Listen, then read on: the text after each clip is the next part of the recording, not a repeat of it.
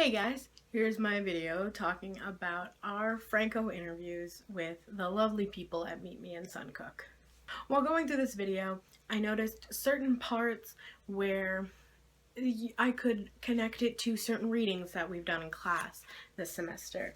Readings I have chosen to discuss in this video are Why Bother by Michael Parent, Teaching Spanish as a Heritage Language by John R. Gutierrez, and French-Canadian Families by Regis Langlier.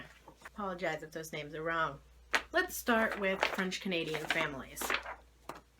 While we were in this interview, we did ask a few questions about family, schooling, and stuff, and the people answered, and they were very kind and everything. A few points that I'd like to point out are Marie and her siblings assimilating into sort of the English culture while she was growing up. Most of my brothers and sisters I was the youngest one, and they were much older than I, and so they assimilated into the community and had to speak English outside of the area. And so they spoke English, and most of the time that's what I did. So. This clip sort of shows how most Franco families lived when they first came over. After a while, you know, the family started assimilating into the culture to get better jobs, to not be picked on. They didn't want to be called a frog, which was mentioned by Roger a little ways into the piece. Another thing that was very much like everything that we've read also so far, that's why it was hard to pick a certain article that goes with this topic, was what families did when they came here. You know, most families that migrated down from Canada, they went to work in the mills, just like many of our interviewees' families did when they came down. One thing, I want to point out something that Noreen said. I'm not going to show the clip because she actually wasn't in the screen while she said it, but Noreen mentioned while she worked with her father, they would have French customers, but they wouldn't want Noreen to wait on her. They wouldn't want Noreen to wait on them because they were Francos and they were embarrassed of their accent when they tried to speak English. And it wasn't mean, it's not like they just didn't like Noreen, they just felt embarrassed, and I feel like that was the case for many Francos who were trying to assimilate into the culture. One thing that sort of ties in with the Langlier article was something that Roger talked about, where he worked at a bank and he was hired for being able to speak French. In my case and Joanne's case, we both worked at the local bank, okay, where the customer base was probably 50-50. So they hired many employees because they spoke French. Tellers first, and then people. If somebody came in, had a problem with their checking account, they spoke no English, you needed someone French. And the French people would go to the French-speaking tellers. It's sort of known that people would go up to Quebec and hire, you know, French employees. It's not technically the same because the employees from there would, you know, only be hired because they wouldn't argue about pay. But I feel that it does tie in a little bit just because, you know, the fact that they're Franco, they're French.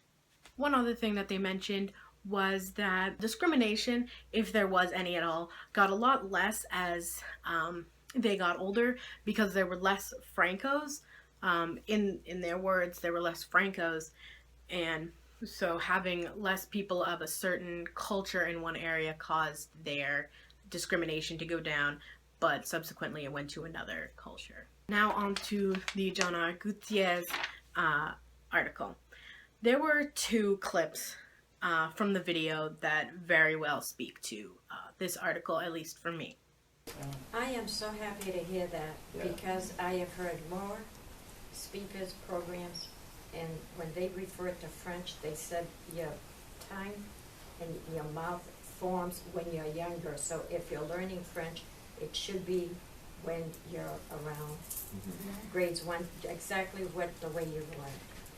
And I really wish they'd go back to that.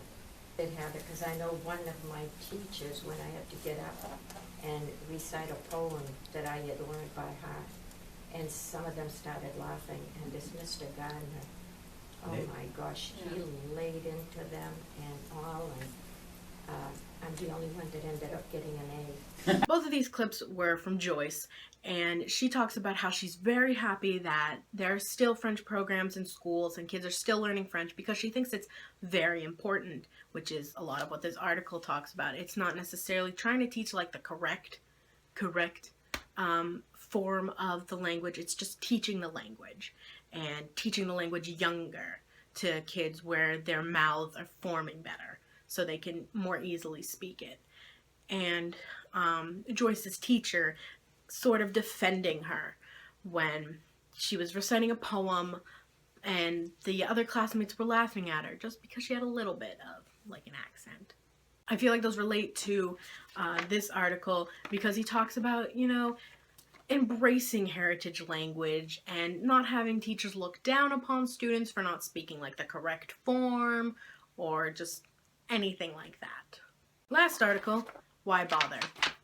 This article mashes up with the video for a few clips. Mainly what this article talks about is Michael accepting his French heritage and using it within his life and being proud of it. You know, he's proud of being Franco. He's proud of the people who paved the way for him to be, you know, proud to be a Franco. You know, his ancestors who came down here. And that's what our interviewees talked about.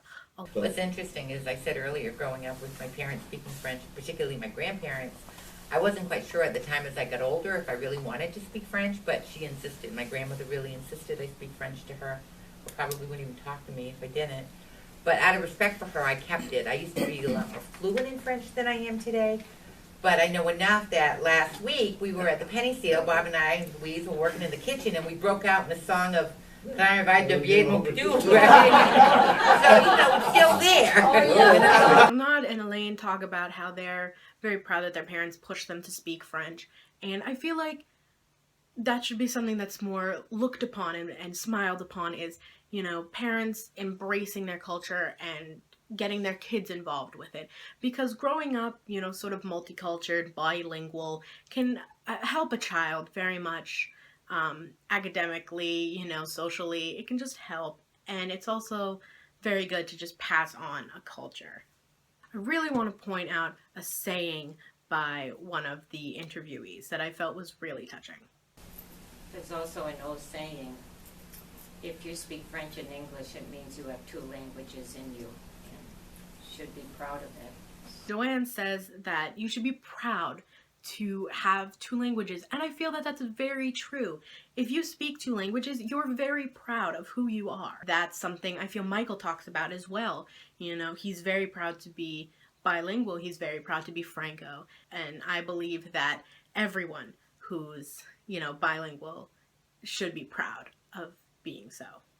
I hope you enjoyed the video and see the connections that I sort of made with these three articles, and I'd love to hear what you guys thought within the interviews and what articles you connected, and if you think that I was completely wrong with any of mine.